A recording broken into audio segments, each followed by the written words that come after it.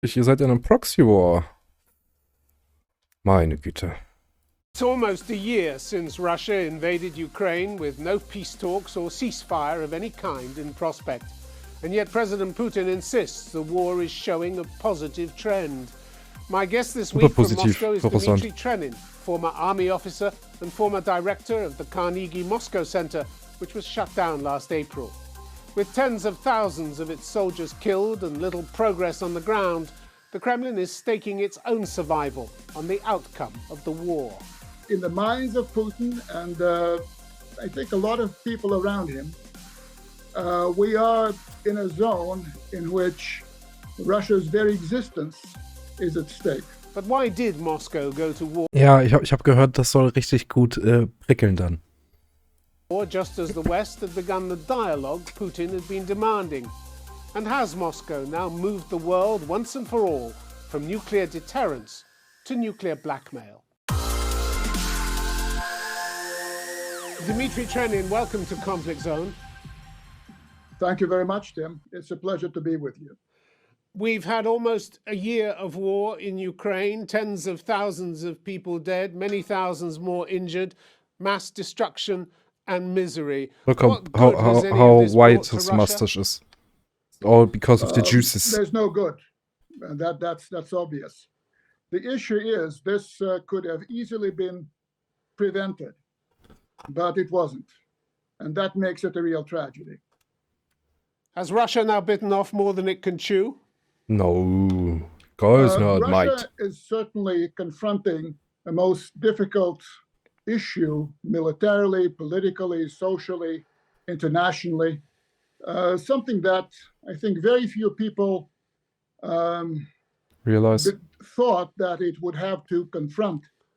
But it's coping, it's learning, it's improving things, but it's hard. It's going to be hard for Ja, alleine quite die some Command time, Structure ist doch total You say it's coping and improving schlecht. things. What should we read Immer into von all oben the herab. Das changes ist doch gar of keine command? Versatility. Desperation, Kremlin anger at the failures so far?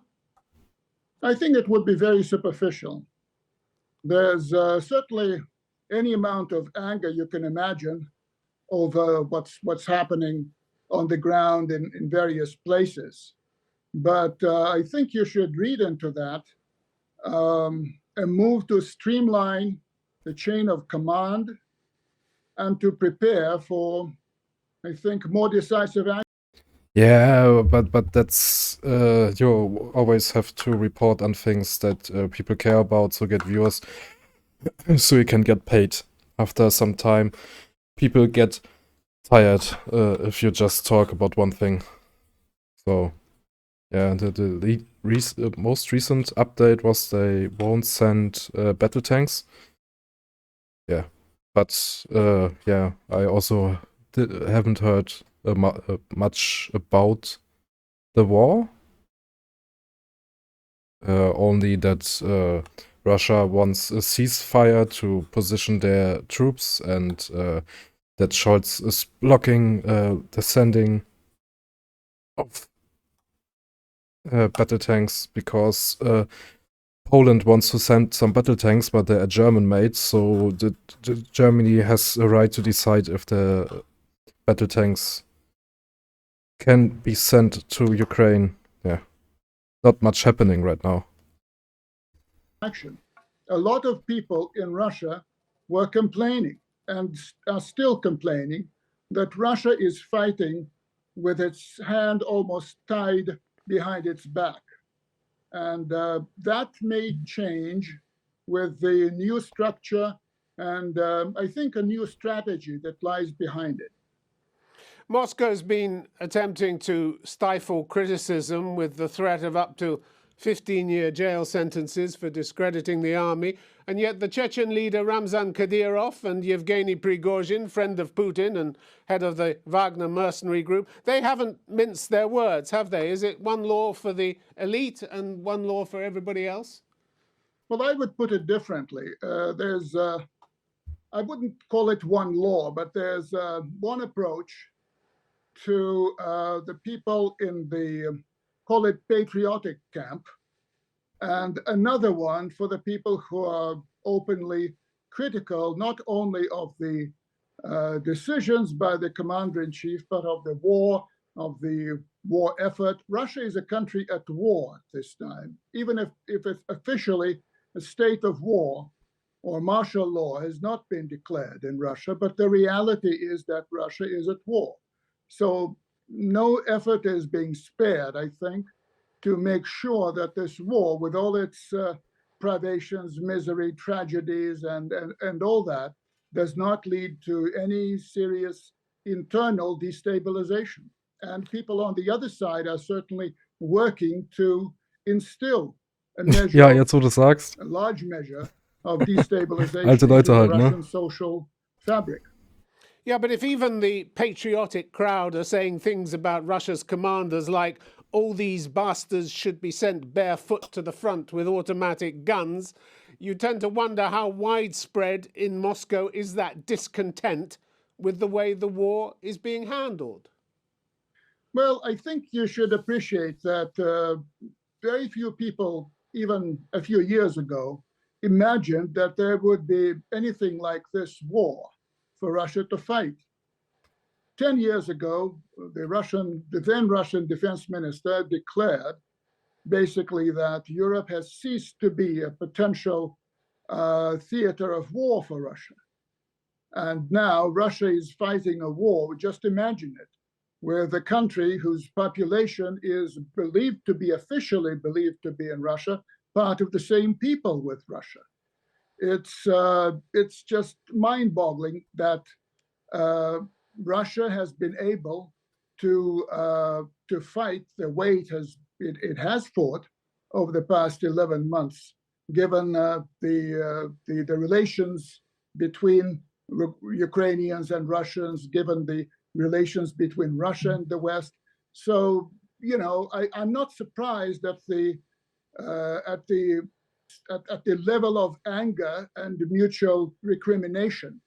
I'm somewhat surprised that it's still held in check, but there's still very wide latitude that people on the right side, if you like, that these people enjoy when they discuss things on the battlefield and discuss things at the headquarters. It doesn't limit, the whole thing is not limited to just the two men you mentioned, but a whole array of war correspondents are using the freedom of speech to the hilt, I would say. Well, what's left of it in Russian there's terms? What's left of it? There's been a huge clampdown on the free press, hasn't there? Been a huge clampdown. Well, look, I wouldn't want to engage with you in a discussion about the freedom of the press or of the media. I have a very, let's say, critical view of that, whether in Russia or outside of Russia. I'm not talking about that. But if you were able to read Russian and read the telegram channels that are available to all citizens of Russia, you'd be surprised at how much criticism, sometimes justified, sometimes unjustified, you will read actually on those telegram channels. Dmitry Trenin, has Russia underestimated the West's determination to... Ach so, weil manche Leute, die protestieren, die werden einfach mehr als 10 Jahre eingesperrt und weil ein paar Leute auf Telegram Sachen teilen, die kritisch sind und die nicht sofort verhaftet werden oder du das nicht mitkriegst, ist es also greift das Gesetz nicht oder was? Hä? Was ist das für ein Typ? help Ukraine, or is it still clinging to the idea that in the end NATO will lose interest and leave Ukraine to its own devices? Well, I think that the initial concept of the special military operation was very different from what has been unfolding since maybe early March of last year. And had Russia been able to achieve its goals within Wer sind Waldorf und a Statler? couple of Sind das die months, beiden von Muppets? then I think there would not have been that much that the West would have been able to do to support Kiev. So this well, it's because it supported Kiev that it couldn't achieve its goals, isn't it? Well, Not really. I think that again, I don't know what the original concept was, but it looks like it was more of a special operation than a military one, and that I think was the cause of what happened after that. But this is water under the bridge. I think that certainly one thing was not anticipated, that the West would steal, or call it freeze and then confiscate, Russia's currency reserves in Western currencies. And that, I think, was not appreciated, that the West would be able to do that, because that was thought to be, over a certain line that the West would do. And that money was not held back before the start of the operation. So what did they expect the West to do? Ja, es ist auch einfach nur nervig. Er stellt Fragen und der Rechte ist einfach, weiß ich nicht, der verteidigt Russland gerade oder ganz komisch. Russland hat angegriffen, macht einen unrechtmäßigen Verbrechung des Völkerrechts. Die Russen haben einfach nicht geglaubt, dass sie einfach deren Geld nehmen können. Ach, das hätte ich ficken, das geht mir auf den Sack. Scheiß Video, scheiß Typ.